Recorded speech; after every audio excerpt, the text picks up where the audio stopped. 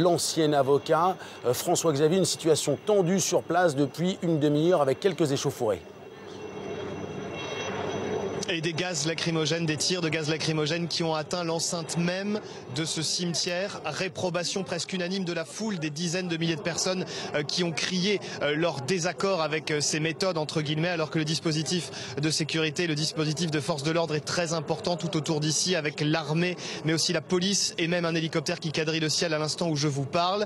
Pour autant, il y a eu aussi des échanges de pierres qui ont été lancés par des jeunes qui voulaient en découdre avec ces forces de l'ordre. On va aller voir juste à côté de moi un homme qui s'appelle Rafa qui vient d'assister à ces échanges de tirs de gaz lacrymogène. Vous êtes professeur d'université, je vous ai juste entendu dire ce mot et nous sommes à l'intérieur même de ce cimetière qui surplombe la ville de Tunis. Vous avez dit sacrilège. C'est un sacrilège, bien sûr c'est un sacrilège. La mort est sacrée dans toutes les religions, dans toutes les croyances. Et là, on n'est pas venu enterrer n'importe qui, on est venu enterrer un leader national qui a été au premier rang de la révolution. Et voilà ce qu'on reçoit, des gaz lacrymogènes en plein cimetière. On est venu se recueillir devant la mort, on est venu se recueillir devant le martyr. Et ce qu'on reçoit, c'est des gaz lacrymogènes. Tout ce que vous voyez ne sont pas nécessairement des gens qui partagent les mêmes idéaux que le martyr. C'est le peuple de Tunis qui est venu lui rendre un dernier hommage.